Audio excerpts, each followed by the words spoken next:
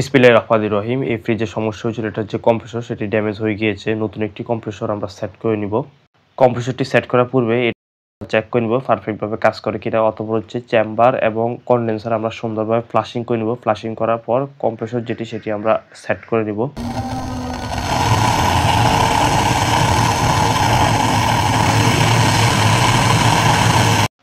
Compressor ইনস্টলের কাজ শেষ, জ্বালাইয়ের যে কাজ সেটা শেষ। এখন হচ্ছে আমরা এটা সেলফ যে ভ্যাকুয়াম সেটি করছি। সেলফ ভ্যাকুয়াম হয়ে গেলে অতঃপর আমরা এটাতে রেফ্রিজারেন্ট চার্জ করে দিব।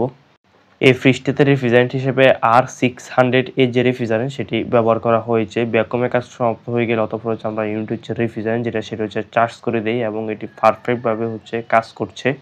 গ্যাস চার্জিং এর কাজ অ্যাকুরেট হলেও অতঃপর হচ্ছে আমরা টার্মিনাল যে কভার সেটা হচ্ছে সুন্দরভাবে হচ্ছে লাগিয়ে দেব। টার্মিনাল কভার লাগানো কম্প্রেসরের উপর যে টে থাকে সেটা হচ্ছে আমরা সুন্দরভাবে হচ্ছে লাগিয়ে দেই এবং পিছনের যে কভার সেটা আমরা সুন্দরভাবে হচ্ছে লাগিয়ে দিব।